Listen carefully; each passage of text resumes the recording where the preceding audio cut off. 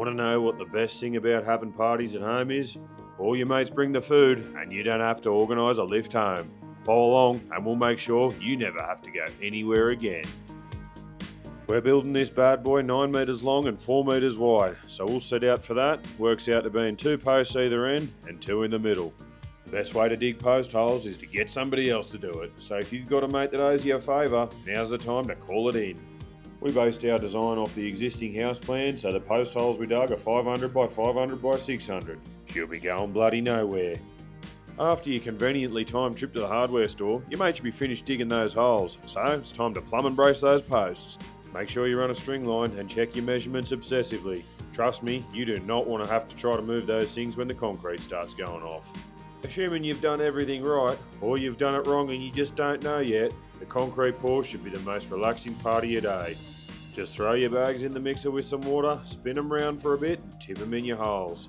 After letting them cure overnight, I like to put the topsoil and the grass on top of the concrete and give them a bit of a water. That way, your grass isn't going to die and it's going to look pretty straight away. Check that out. Now we're going to need some timber. Fortunately for us, our delivery's just turned up. So after a bit of guidance, we can hook right in. We're pitching the pergola off an existing veranda beam. Problem is, it's not big enough to do the job, so we're going to have to replace him. So with a couple of acro props and some timber to support the roof, we'll pull the old one down and put something a bit bigger there.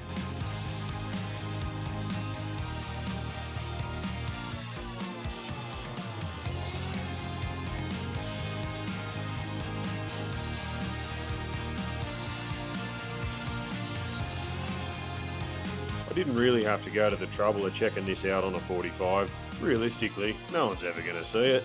But, like they say, if you're going to do a job, you might as well do it right. Plus, I don't mind showing off a little bit.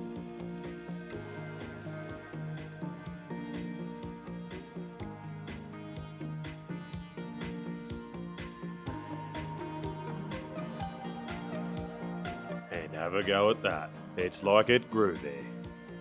No, I'm not some dodgy bastard that's just going to screw them in and hope for the best. They're just temporary till I can get the bolts in. We had to knock a couple of bricks out to get this last one in properly, but that's alright, we'll fix them up later. By the end, you won't even know they were gone. Check the beams level, the posts were plumb, so it's time to pull our support down. We know we did it right, because the house didn't fall down. Now we're building the deck frame. You can see us here cutting the length of a few timbers. We're going to laminate them with a whole stack of Battens screws.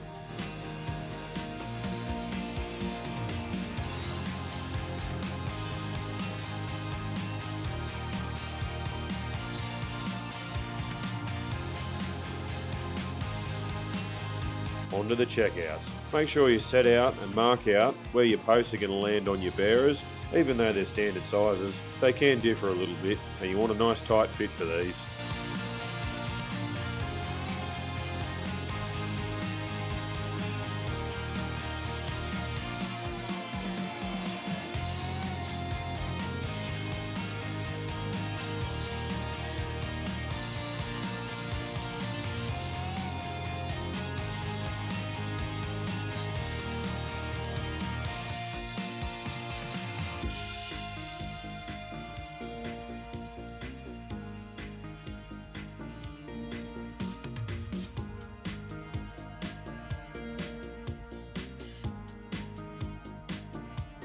Now we're onto the whaling plate. We're using some 12 by 150mm Ramsat anchor screws.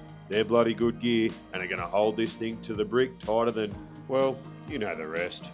It's not a bad idea to do your joist set out before you put this thing on the wall so you don't have to move any bolts. Luckily for us, we didn't have to.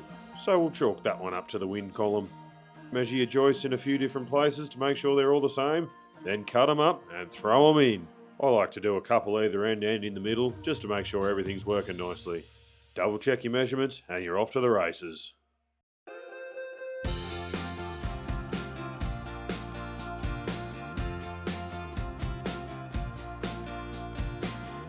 We're just repeating the exact same process here where the deck shortens up a bit. We threw in this little double joist here, just so that when we put the screw lines down for the deck, it all lines up and she's nice and even. Now we're just throwing in some solid blocking. That'll take any twists out of your timbers and make sure they're all nice and straight.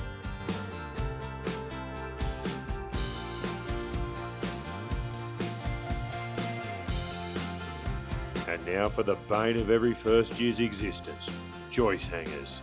For those of you unaware, they're these annoying little brackets with a whole stack of holes that you got to fill with tiny little nails. You hit your thumb heaps, but swearing does help. I typically do the hardwood decking boards now, but we got some rain predicted for later in the week, so I want to get a roof on so we can keep working while it's raining. We in the trade call that playing eyes up footy. We'll check the posts out, throw the beam up, and then put some rafters in.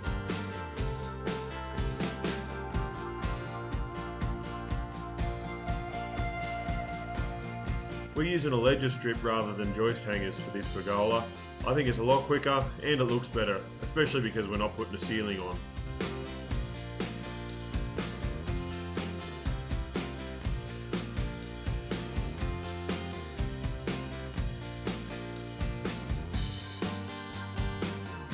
All we got to do now is chop them to length.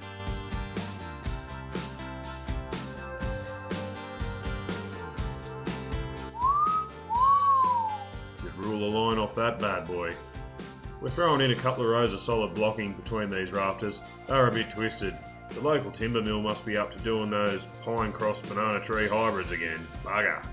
Anyway, now that we've got that rolled, I've done some checkouts for the fly rafters, so now we're going to throw that up. Then we'll get around to the roof battens.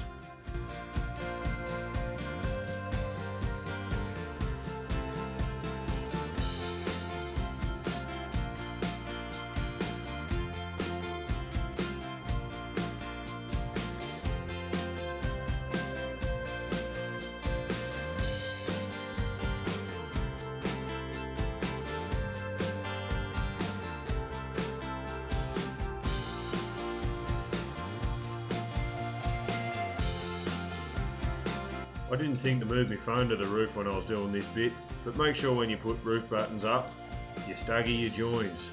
I think it's a good idea to throw batten screws down through them anyway.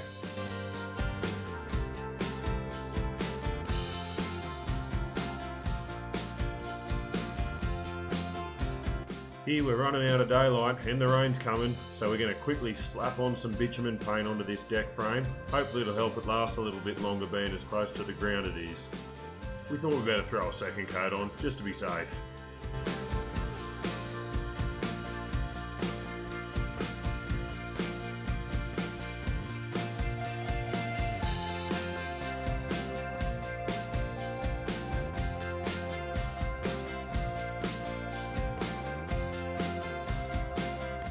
The next day, the weatherman was wrong. Surprise, surprise. And the day was good enough for us to throw the roof sheets on. We were cheering. After a quick check out on the first sheet, we hooked right in. Quick side note, how good are these bloody Makita nibblers? They drop a lot of rubbish, but they make your life easy. I highly recommend pre-drilling your roof sheets before you put them up too. That way, you keep your screw lines nice and straight.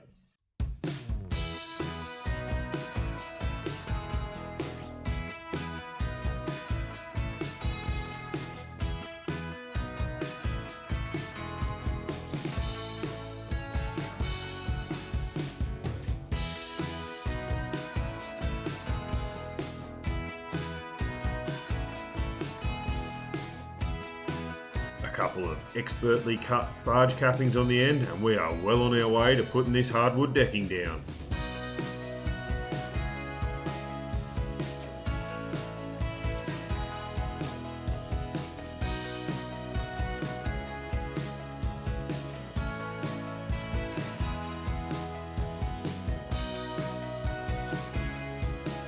Once you've got your roof sheets on and fixed down, everything's nice and braced, so we can pull our temporary bracing off. And that's going to allow some easy access while we're putting the decking boards down.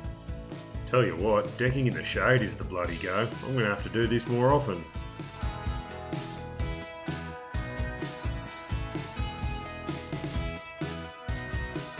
I've used a few different methods to lay decking boards and found this one to be most effective.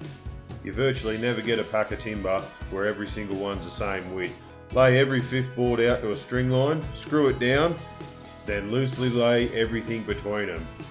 You can then use packers or wedges to get your board spacings nice and even. And because every fifth board's screwed down, you got something to lever against when you got those bendy ones.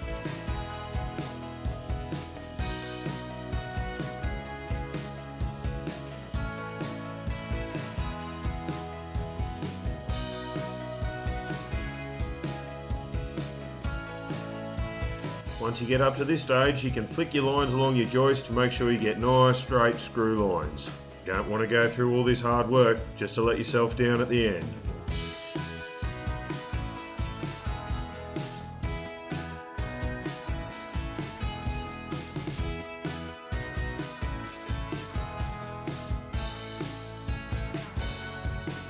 I can see the finish line now.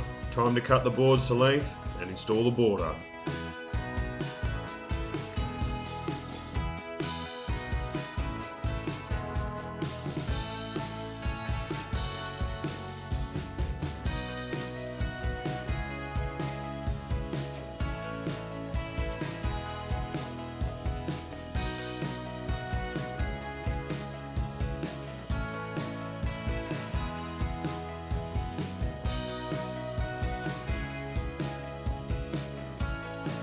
How's this for a tight fit?